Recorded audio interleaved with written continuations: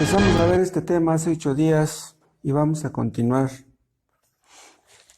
Una cosa que vimos, acuérdense, es que como consecuencia de la desobediencia de Adán y Eva, hay tal cosa como muerte física, muerte espiritual y muerte eterna.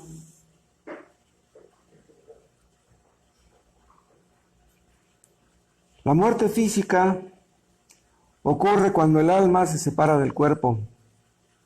Es la paga del pecado, la muerte. Nuestro cuerpo físico es la envoltura del alma, es el vestido del alma.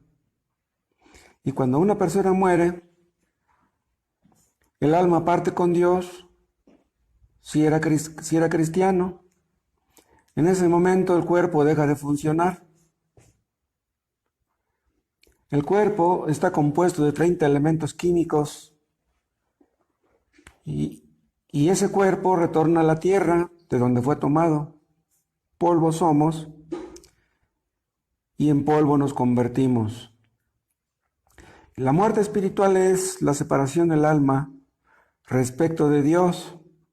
En esa situación se encuentran Satanás y los demonios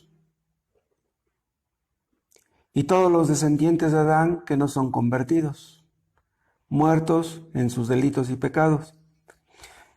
El hombre que está separado de Dios no entiende las cosas espirituales, no ama las cosas espirituales.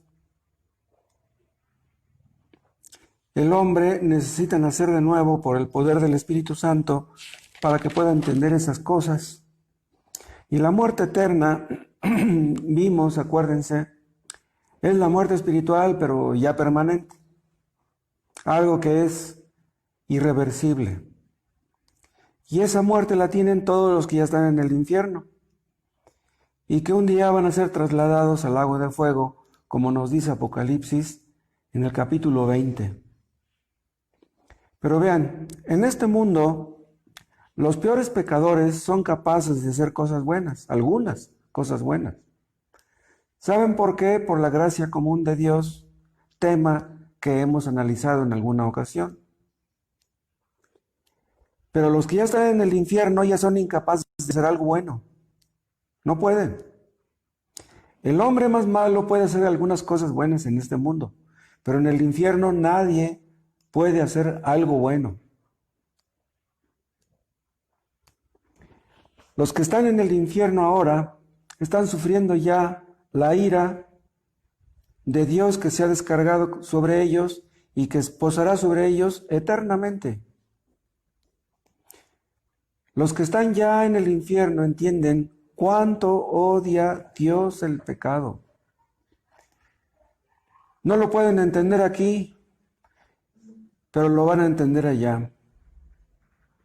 Los que estén en el lago de fuego, los que van a estarán completamente separados de Dios. Ya no van a tener ni un momento de paz, ni un momento de gozo, ni un momento de felicidad. Hay personas que en este mundo tienen algo de paz, algo de gozo, algo de felicidad. Pero eso es por la gracia de Dios, porque en realidad Dios no nos paga como merecemos. Pero en el lago de fuego ya no va a haber nada de gracia. En el infierno habrá solo el llanto, el lloro y el crujir de dientes, remordimientos eternos, desesperación eterna. Y en la gloria, los cuerpos y las almas de los creyentes van a ser reconfortados. Entonces experimentarán la redención total, no solamente de sus cuerpos, no solamente de sus almas, sino también de sus cuerpos. Y en el lago de fuego serán atormentados no solamente las almas, sino también los cuerpos. O sea, el hombre peca con el cuerpo y con el alma. Y en el infierno sufrirán en su cuerpo y en su alma. En el infierno no habrá solamente un tormento simplemente mental o emocional, sino también físico. La muerte física es algo que produce en el hombre un temor instintivo. es que el amor a la vida es algo natural, es algo instintivo.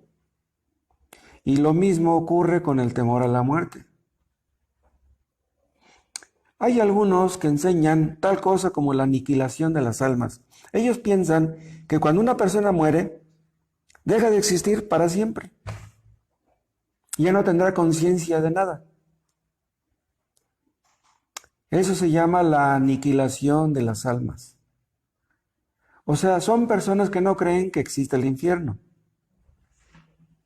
Pero supongamos por un momento que no existiera el infierno, como ellos dicen.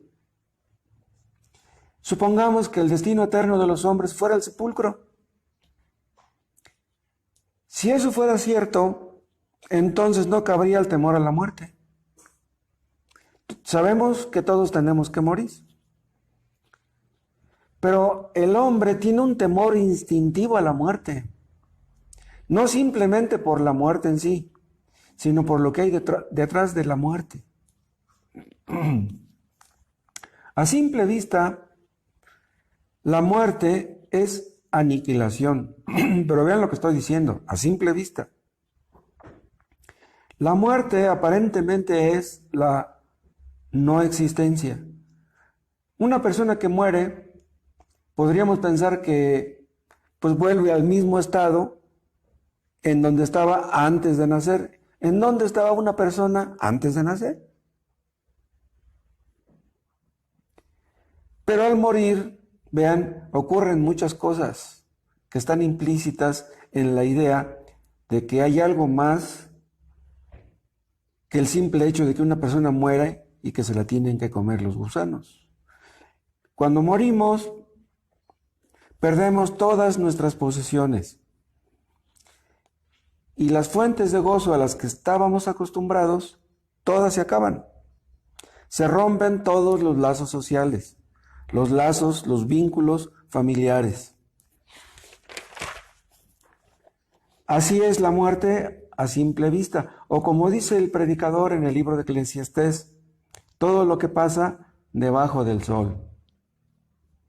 Ahí en ese libro de Eclesiastés hay versículos donde podemos leer que el destino de un sabio y el destino de un necio es el mismo. Lo mismo muere el sabio que el necio. Así a simple vista, no es mucho mejor ser sabio que necio, pues a fin de cuentas se muere uno, se muere el otro. A simple vista, lo mismo es que muera un perro a que muera una persona. ¿Por qué? Porque a ambos se los comen los gusanos. A simple vista, lo único que vemos es el cuerpo. El alma no se ve. Pero no olvidemos que el tema central de Eclesiastés es todo lo que ocurre debajo del sol. Esa frase, debajo del sol, es una frase muy recurrente. Debajo del cielo, así se ven las cosas, como que no hay nada más después de que muramos. A simple vista, parece que no hay ninguna diferencia entre ser cristiano y ser inconverso. Vean, todos los inconversos tienen problemas. No hay ningún inconverso en este mundo que no tenga problemas. Pero todos los cristianos tenemos problemas también. Es más, hasta podríamos decir que los cristianos tenemos más problemas que los inconversos. Los inconversos no ven ninguna diferencia entre ellos y los cristianos, pero los cristianos sí vemos esa diferencia. Y nosotros creemos que hay mucha diferencia entre la muerte de un inconverso y la muerte de un cristiano. Los animales tienen cierto temor instintivo acerca de la muerte, lo que se llama el instinto de conservación. Pero solamente los seres humanos poseemos una naturaleza moral e intelectual muy superior a la de los animales. Y es por eso que algo captamos de que hay algo más allá de la muerte. Y es por eso que tenemos ese temor instintivo. Y de ahí surgió el espiritismo. Ustedes saben lo que es el espiritismo, ¿no? Es practicado por esas personas que quieren comunicarse con los espíritus de sus seres queridos que ya han muerto. Son personas que no se resignan a la idea de que ya no pueden ver a sus seres queridos. Entonces van y consultan con los espiritistas porque quieren comunicarse con los espíritus de sus parientes que ya han partido. Pero vean, la razón no nos alcanza para poder entender que hay más allá de la muerte. Pero algo dentro de nosotros nos dice que hay algo. Pero los cristianos tenemos algo más que la simple razón para poder entender eso. Tenemos la palabra de Dios. La palabra de Dios nos habla mucho de lo que hay más allá de la muerte. Hemos escuchado de asesinos, de criminales que viven en países donde hay pena de muerte y que dicen no tenerle miedo a la muerte. Pero ¿les creeremos realmente? ¿Qué sentirá una persona que hizo mucho mal en su vida? Un asesino, un sicario, un narcotraficante que es culpable de muchos delitos, cuando de repente se acerca la hora de su muerte. Personas que tal vez conocieron algo de la palabra de Dios, que tal vez leyeron algo, pero que nunca se arrepintieron de sus pecados. ¿Qué sentirán esas personas? Hay personas que viven como si no creyeran que hay una vida después de esta. Personas que viven como si no creyeran que tienen que morir. Pero con temor a la muerte o sin ella, ¿saben ustedes qué es lo peor que podrá sucederles a esas personas? Que mueran. Eso es lo peor que les puede suceder. Les dicen que cuando mueren descansan en paz, pero les mienten. Esta frasecita, que descansan en paz, esas personas, es creída por todas las religiones falsas, pero por ningún cristiano verdadero. ¿Quiénes son los únicos que descansan en paz? Aquellos que se pusieron en paz con Dios, que se arrepintieron de sus pecados y que creyeron en Cristo. Una persona que reconoce que Cristo murió por sus pecados y se arrepiente de ello, llega a entender que es justificado por la fe. Si tú entiendes eso, que has sido justificado por la fe, entonces tienes el reposo y ese reposo empieza desde aquí. Vas a morir, pero ese reposo va a continuar allá. Ese es el reposo eterno de los santos, del cual nos habla el libro de Hebreos. Una persona a quien se le perdonan todos sus pecados, ya no puede cargar con ese costal. Sabe que ese costal de sus pecados lo llevó Cristo. Entonces tiene paz con Dios. Los creyentes, los cristianos, no solamente están sujetos a la muerte, sino también a los sufrimientos, como les acabo de mencionar. ¿Por qué lo repito? Vean, hay algunos que dicen que si Cristo sufrió por nosotros, entonces nosotros no deberíamos de sufrir. Dicen, Dios no puede creer que sus hijos sufran. Y acuérdense que eso es algo que hemos visto, que creen todos los que pertenecen al evangelio de la supuesta prosperidad. Y digo supuesta porque en realidad no es prosperidad real. No tenemos los cristianos por qué sufrir. Yo les acabo de decir también que hay cristianos que sufren incluso mucho más que personas inconversas. Hay cristianos o hubo cristianos que llegaron a sufrir muertes horribles. Por ejemplo, en el Antiguo Testamento muchos profetas murieron apedreados. Eso ha de haber sido horrible.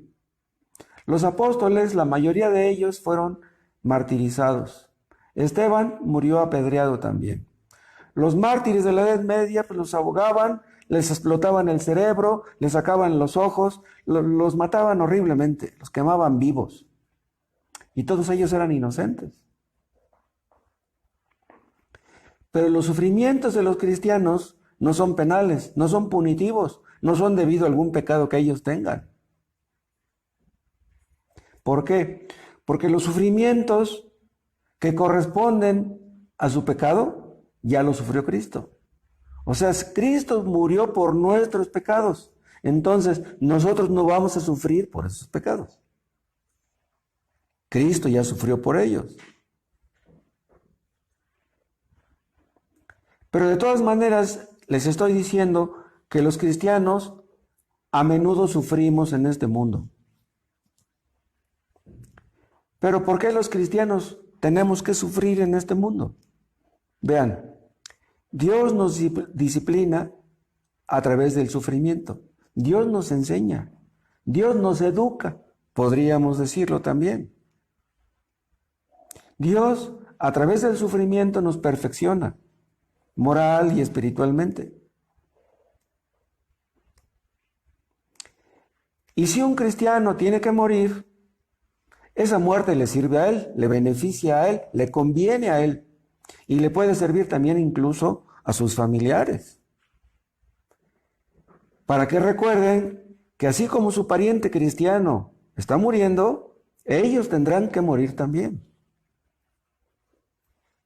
Pero la muerte de un inconverso, eso sí que es realmente triste, porque cuando un inconverso muere, ese sí es la consecuencia de su pecado. Ese sí es un verdadero castigo por su pecado. Entonces, pueden ustedes ver que hay mucha diferencia entre la muerte de un cristiano y la muerte de un inconverso.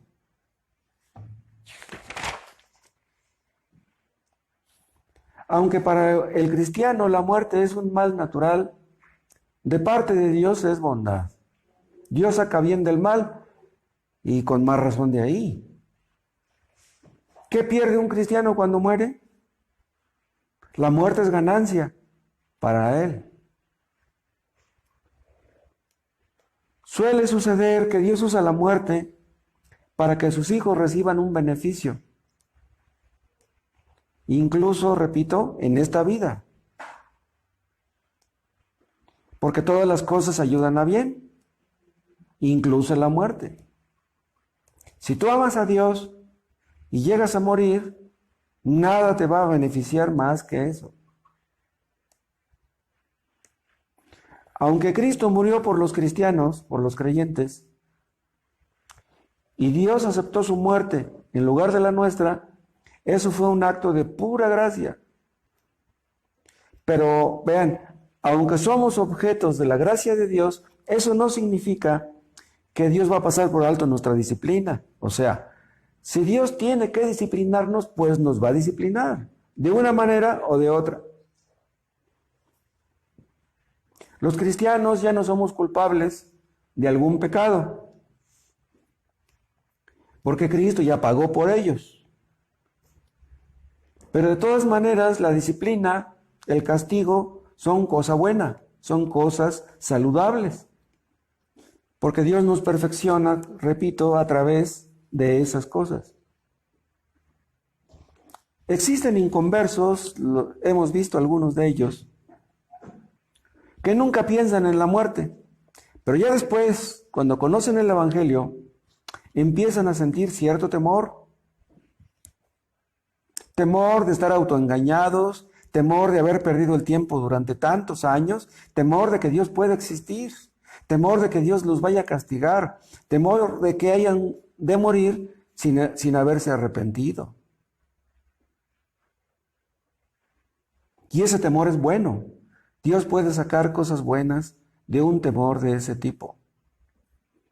Existen personas ateas, personas que no son cristianas, que van a un entierro, a un funeral, y Dios les predica ahí, a través de la muerte, a través del muerto. En un funeral Dios predica, aún sin palabras. Simplemente al sentir la cercanía de la muerte, la presencia de la muerte, sirve para abatir el orgullo. En esos momentos, cuando están viendo al cadáver en el ataúd, ahí pueden ver lo necio de la ambición, lo necio del orgullo. Todos nos vamos a morir. Y hay la posibilidad de que ahí, en el funeral, podamos ver las realidades espirituales y eternas. Incluso la enfermedad le ha servido a muchas personas para que piensen en Dios. O sea, las personas que estaban sanas nunca pensaban en Dios, pero cuando se enfermaron, empezaron a pensar en Él. Esperemos que eso salga del COVID-19. Que personas que nunca se acordaban de Dios, al contagiarse de este virus, empiecen a pensar en Él. Existen hijos que se casan y casi no se acuerdan de sus padres. No los visitan. Pero de repente se enteran que sus padres murieron o alguno de ellos. Y de repente les entran los remordimientos. Se murió mi papá, se murió mi mamá y no pude ir al entierro. No fui al entierro. Esos remordimientos pudieran ser algo bueno. Dios habla de muchas maneras, esa es la verdad, y así está escrito. Dios habla incluso a través de la muerte. Pero el hombre por naturaleza no entiende. Aunque Dios le hable de muchas maneras, el hombre no entiende. Sabemos de personas que no son cristianas, que de repente se enferman de una enfermedad incurable. Una enfermedad que puede durar años, una enfermedad penosa, dolorosa. Y quieren que les diga algo, esa clase de enfermedades pueden ser muy buenas. Pueden servirles a estas personas para que reconsideren su relación con Dios. Si cuando estaban sanas nunca se acordaban de Él, en el momento que les detectan esa enfermedad incurable, tal vez puedan pensar en Dios y conducirles a buscarle y a encontrarle. Imagínense un hombre que se enferma a los 60 años y que nunca pensó en Dios antes de esa edad. Bueno, si tú estás en esa situación, pues Dios quiera que los años que te restan de vida puedas pensar en Él y termines creyendo en Él.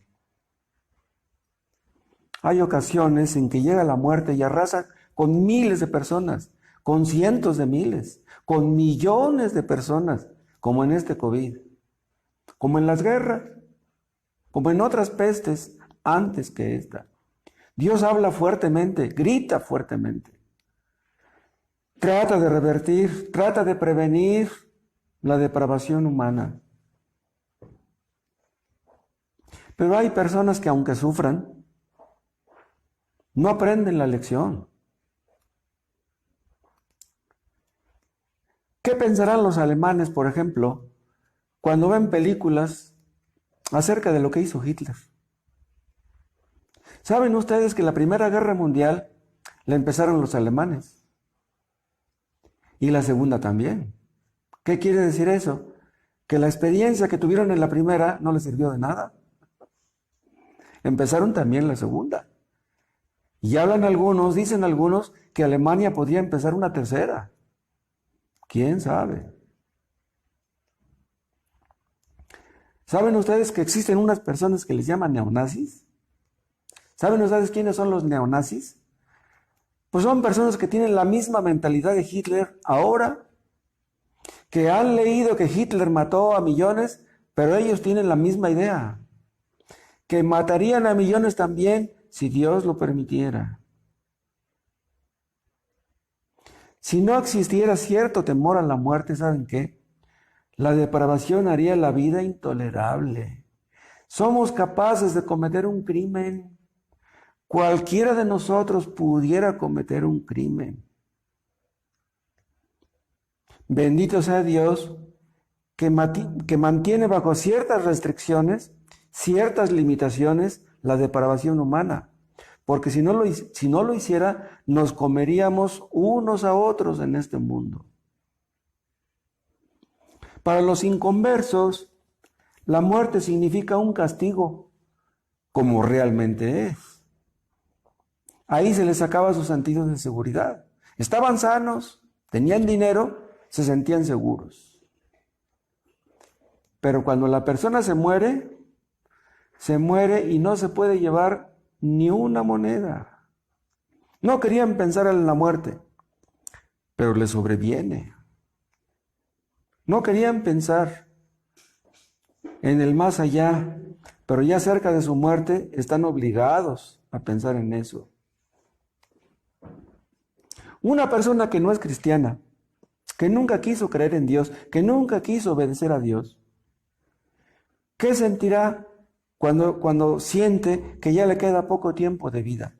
Que tiene que dejar todo su dinero, todas sus posesiones, todos sus parientes, sus hijos, sus nietos. Y tiene que marchar solo hacia un misterioso futuro.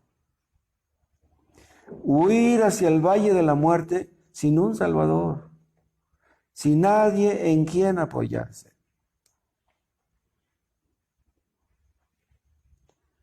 Si Dios nos enseña algo a través de la muerte de un ser querido, Dios puede hacer eso. A los cristianos también se les mueren sus seres queridos. Y eso lo puede hacer Dios cuando quiera, cuando le parezca conveniente. Se nos muere un niñito, se nos muere un nieto, se nos muere un joven. Pero Dios nunca quiere el mal de nadie.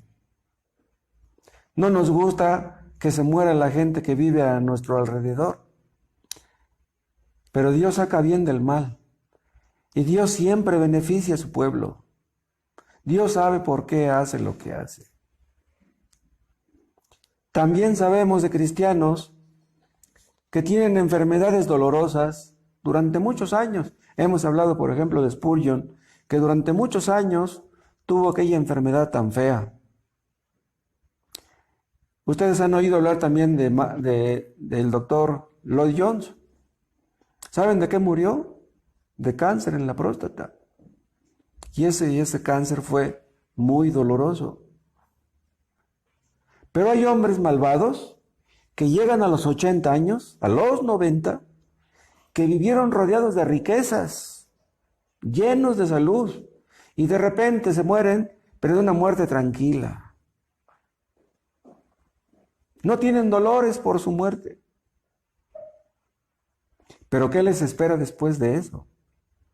Dios envía la muerte cuando quiere, como quiere y a quien quiere. Nadie está libre de esto. No está en nuestras manos de cuándo hemos de morir. El momento Dios lo tiene predeterminado en sus manos y en su sabiduría. Y si se nos llega a morir un ser querido, debemos estar agradecidos de que Dios nos lo haya prestado un tiempo. Y agradecidos si aún nos quedan otros seres queridos. Nuestro deber, en todo caso, es estar preparados para el día cuando nos toque a nosotros. Y ahora veamos algo un poco diferente. La vida de cada persona es un plan completo. ¿Qué quiero decir con esto? Vean, hay niños que mueren en la infancia o jóvenes que mueren en la juventud. Y nosotros pensamos, ¿pero por qué Dios se llevó a este niño? ¿Por qué Dios se llevó a este joven? Murió antes de tiempo. Pero quieren que les diga algo. respecto de Dios, nadie muere antes de tiempo. Nadie. Todos morimos exactamente cuando tenemos que morir. Hay padres que mueren y que dejan hijos pequeños. ¿Qué va a hacer de esos niños? Dios cometió un error al quitarle al padre a esos niños. Nosotros pensaríamos que a lo mejor sí, pero Dios no piensa así. Hay jóvenes que mueren en un asalto, en un accidente. Jóvenes inteligentes, jóvenes estudiosos, universitarios. Pero Dios quiso que las cosas fueran así. Y Dios sacó algo bueno de eso. Y si no lo entendieron sus familiares, peor para ellos. Sabemos de jóvenes cristianos que murieron en su juventud, como Esteban. El mártir Esteban era un jovencito y murió apedreado. Pero él vivió exactamente el tiempo que Dios quiso que viviera. Sabemos de misioneros que fueron al África, misioneros jóvenes, y acabando de llegar a África los mataban. Pero ellos no dejaron inconclusa su obra. Créanlo. Nadie deja inconclusa su obra. Humanamente hablando, así podemos verlo o creer que así es. Pero la vida de cada persona es un plan completo según Dios. ¿Cuántos años tenía el Señor Jesús cuando murió? Tenía 33. Una persona que muera a los 33 años, pues diríamos que está muriendo en su juventud. 33 años son muy pocos.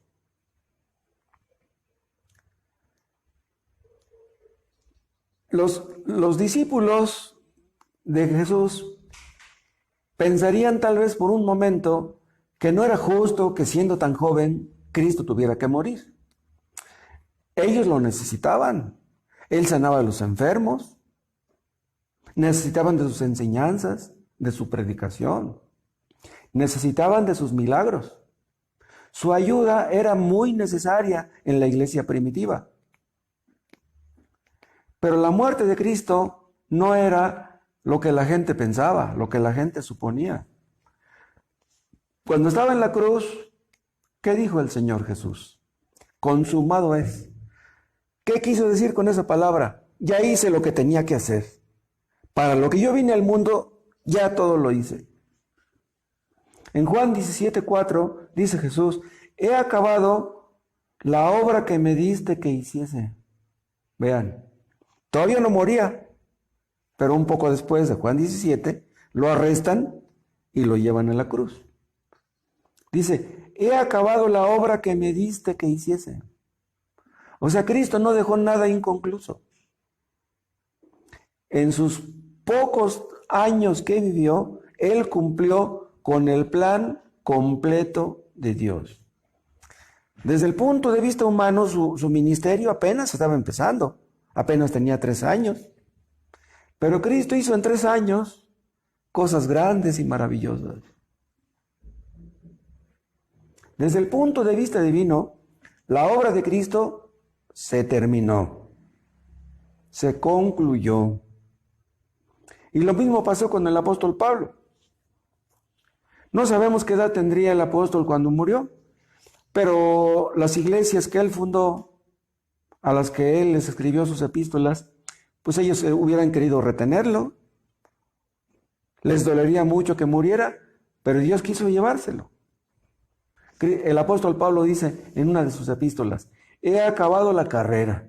Ya, cuando dijo eso, he acabado la carrera, él sabía que ya le quedaba muy poco tiempo.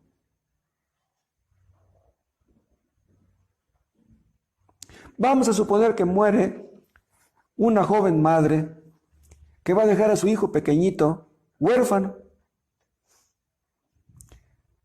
Nosotros diríamos, pobre niñito, va a sufrir porque pues no tiene a su madre. Pero según Dios, la obra de esa madre ya estuvo terminada. Cumplió con sus propósitos. Porque la obra de una persona no se mide por años solamente. Es posible que una persona que muere joven haga mucho más que una persona que vive muchísimos años. Hay personas que viven muchos años que viven vidas inútiles. Inútiles para ellos, inútiles para otros. En cambio, vean, un niño que muere en la tierna infancia puede cumplir con un propósito divino que sus padres y sus hermanos ni idea tienen. ¿Para qué envió Dios a un niño al mundo y luego se lo lleva en sus niñas? ¿Para qué lo envió? Dios sí sabe. Nosotros tal vez no sepamos, pero Dios sí sabe. Véanlo en el caso de Job. A Job se le murieron 10 hijos. Ninguno era niño, todos ya eran casados. Yo supongo que alguno de ellos tendría 20 años, otro 22, otro 24, otro 26, otro 30, otro 35, no sé cuántos años tendría. Dios le quitó a Job todos sus hijos. Ahora díganme ustedes, ¿no cumplió Dios con sus propósitos en la muerte de todos los hijos de Job? No sabemos si todos sus hijos serían salvos. Posiblemente sí. Pero ¿cuál fue el propósito de la muerte de todos los hijos de Job? Vean, Job fue santificado. Su mujer fue endurecida. Y los creyentes de todos los tiempos beneficiados. Ese era el propósito de Dios. ¿Sí? Job fue perfeccionado, santificado. La mujer fue endurecida. ¿Qué quiere decir? Que Dios no quiso salvar a su mujer.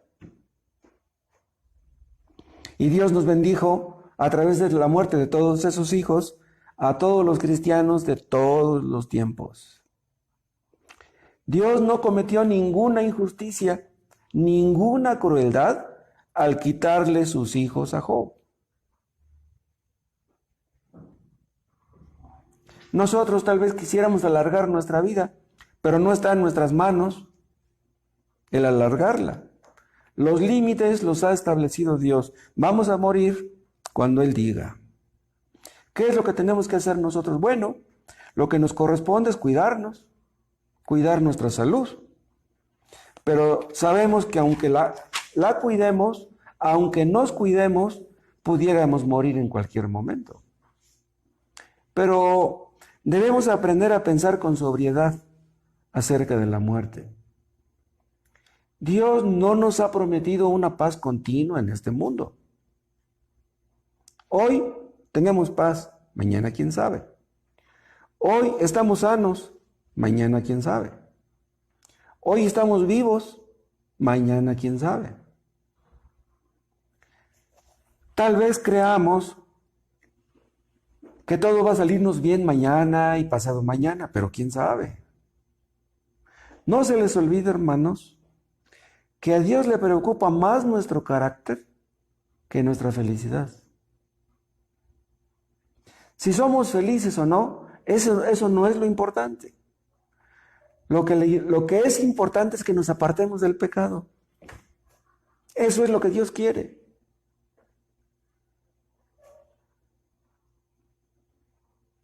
Debe haber noche y día. Debe haber sombra y luz. Debe haber penas y alegrías. Debe haber una entrada a la vida y debe haber también una salida. A los cristianos, cuando mueren, les espera una vida mejor. Entonces, si el día de mañana Dios quiere que muramos, bendito sea Dios. Mientras tanto, invitamos a los que no son cristianos a que se preparen para enfrentar el día en que tienen que morir. Dios les dice a los israelitas en Amós capítulo 4, versículo 12, prepárate para venir al encuentro de tu Dios. Todo lo que Dios hace en esta vida, en nuestras vidas, es con el fin de prepararnos para el día de nuestra muerte y para cuando hemos de vivir con Él eternamente en la gloria. Acuérdense, hermanos, Dios nos está preparando para vivir con Él. Dios nos está preparando para el día que tenemos que estar frente a frente con Él. Mientras tanto, debemos usar sabiamente el tiempo. Vivir creyendo que en cualquier momento podemos morir. Pudiéramos morir mañana. ¿Qué harían ustedes el día de hoy si supieran que tendrían que morir mañana? ¿Qué harían? Que Dios nos capacite para hacer lo que nos corresponde hacer cada día, creyendo que podemos morir en cualquier momento. Debemos estar preparados, debemos estar apercibidos. ¿Se acuerdan de la parábola de las 10 vírgenes? 5 de ellas no estaban preparadas. Y cuando vino el esposo, se dieron cuenta que no estaban preparadas, pero ya era demasiado tarde.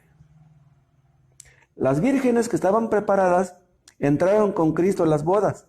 Las que no estaban preparadas no pudieron entrar. No se les olvide, hermanos, que se nos exhorta a velar y a orar para que no entremos en tentación.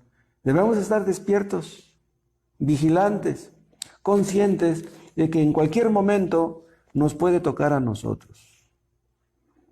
Hay personas que sufren un accidente y los llevan a un hospital, a una sala de terapia intensiva. Hay personas que llegan a esas salas y que deliran. Les hablaremos del Evangelio a esas personas que están en terapia intensiva, que están delirando. Qué terrible que una persona llegue a la hora de su muerte con una sola idea de que no está preparado para enfrentar ese momento. No está preparado para enfrentarse a Dios. ¿Qué harán los ateos? Los que nunca pensaron en Dios, que nunca quisieron obedecerle. ¿Se van a refugiar en las ideas de los filósofos ateos? Han existido personas muy inteligentes en este mundo, filósofos, escritores, estadistas, que no estaban preparadas para morir, para enfrentarse a su Dios. ¿Qué van a decirle a Dios el día del juicio?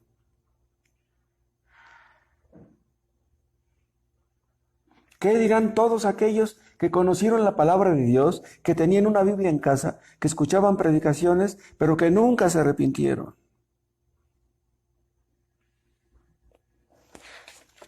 Hay personas que les da miedo ir a un buen chequeo porque les da miedo que les vayan a descubrir alguna enfermedad incurable. Pero yo les dije hace un rato que si nos detectaran una enfermedad incurable, pero esa enfermedad nos conduce a analizar nuestra vida espiritual y a buscar a Dios, bendita sea esa enfermedad incurable.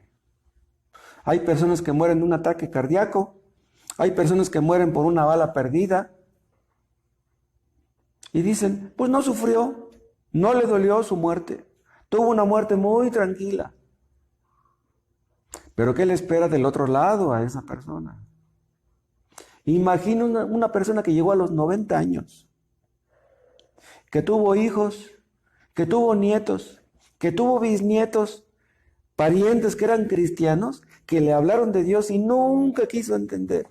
Haber vivido 80 años, 90 años, 100 años, ¿para qué? ¿Para terminar en el infierno? Entonces, ¿de qué sirvió haber vivido tantos años en este mundo? Cuando la muerte se acerca, tal vez tengamos algo de temor, porque vamos a dejar atrás las cosas que amamos, posesiones, proyectos no acabados. Pero dice el Señor en Apocalipsis 14:13, bienaventurados de aquí en adelante los que mueren en el Señor. Descansarán de sus trabajos porque sus obras con ellos siguen. Vean lo que dice el Señor.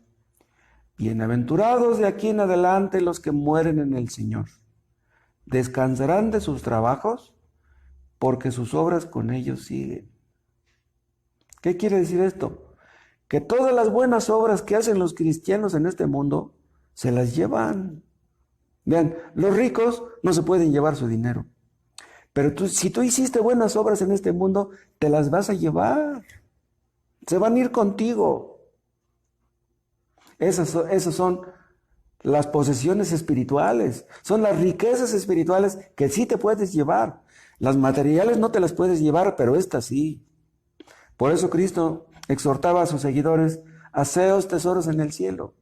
Hermanos, cuando ustedes cooperan para la obra de Dios,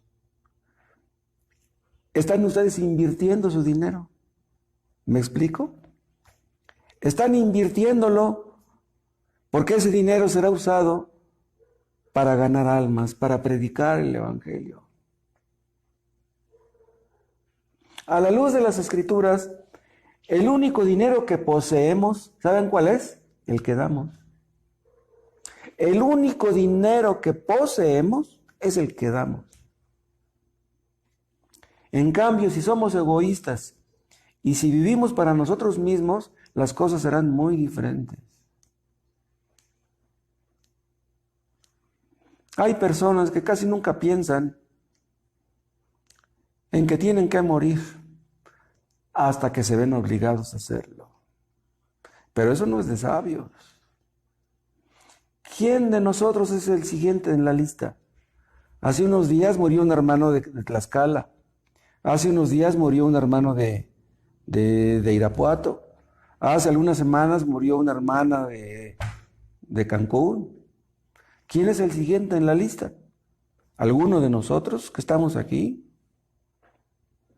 Debemos estar preparados para enfrentar el momento de nuestra muerte. Nada ganamos tratando de huir de la realidad. Existen madres, padres, que cuando se les muere un hijo, caen en una terrible depresión, que no superan en años. Pero eso no es correcto para un cristiano verdadero. Eso no es correcto. Debemos aprender a estar contentos. Pase lo que pase y venga lo que venga. En el momento que un cristiano muere, en ese momento somos limpiados, perfeccionados completamente. En ese momento, cuando morimos, entramos en la gloria. En ese momento, cuando despertamos y estamos allá con Cristo, seremos como Él. Seremos perfectos como Él, inmortales como Él. Estamos siendo preparados aquí, hermanos. Dios nos está preparando para vivir con Él en la gloria. En esta vida, en este mundo, hay muchas cosas hermosas, maravillosas. Pero lo que aquí vemos en este mundo no es nada en comparación con lo que veremos allá. 5 minutos, en 5 minutos en la gloria, veremos cosas tan maravillosas que no vimos en este mundo en todos los años que vivimos. ¿Qué cosas vamos a ver allá en el cielo? ¿Se acuerdan que hay un versículo donde Cristo les dice a sus seguidores: bien, buen siervo y fiel, te pondré sobre 10 ciudades, sobre 10 ciudades te pondré? ¿Se acuerdan de ese versículo? ¿Entienden lo que eso implica? Quiere decir, hermanos, que en el cielo habrá ciudades. ¿Entienden?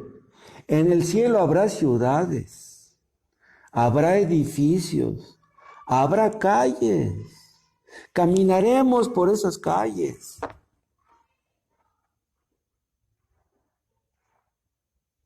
Cuando estemos en el cielo, hermanos, vamos a ver todo de una manera muy diferente. Entonces vamos a entender cosas que aquí nunca entendimos. Y tal vez si tenemos preguntas, nos van a ser contestadas. Y ya cuando estemos en el cielo, todo lo que teníamos aquí en el mundo lo vamos a ver como nada. Si teníamos posesiones, casas, carros, hijos, todo lo vamos a ver como nada. Cuando estemos en el cielo vamos a entender que nada de lo que teníamos aquí era nuestro. Hermanos, que nunca se nos olvide eso. Nada de lo que tenemos aquí es nuestro. Todo nos ha sido prestado. Entonces, cuando estemos allá, vamos a lamentar no haber hablado más de Cristo. Lamentaremos haber malgastado el tiempo. Pero entonces le alabaremos con todo nuestro corazón. Entonces le vamos a servir como Él merece. Vamos a estar allá donde Él nos ponga a trabajar. Tendremos muchas cosas que hacer allá en el cielo, hermanos. Entonces le vamos a adorar con todo nuestro corazón. Personas que me están escuchando, si no son inconversas, yo los invito a que reconsideren su situación. Si nunca han creído en Cristo, ¿por qué no empiezan hoy? Si nunca le han buscado de todo corazón, háganlo. No sea que un día alguno de ustedes, un día no muy lejano, tenga que morir también. Y tenga que enfrentar la muerte y el juicio con horror. Pero vean un texto para terminar. Un texto que debimos haber visto desde un principio, pero lo vamos a ver al final. Vean 2 de Timoteo, en el capítulo 1.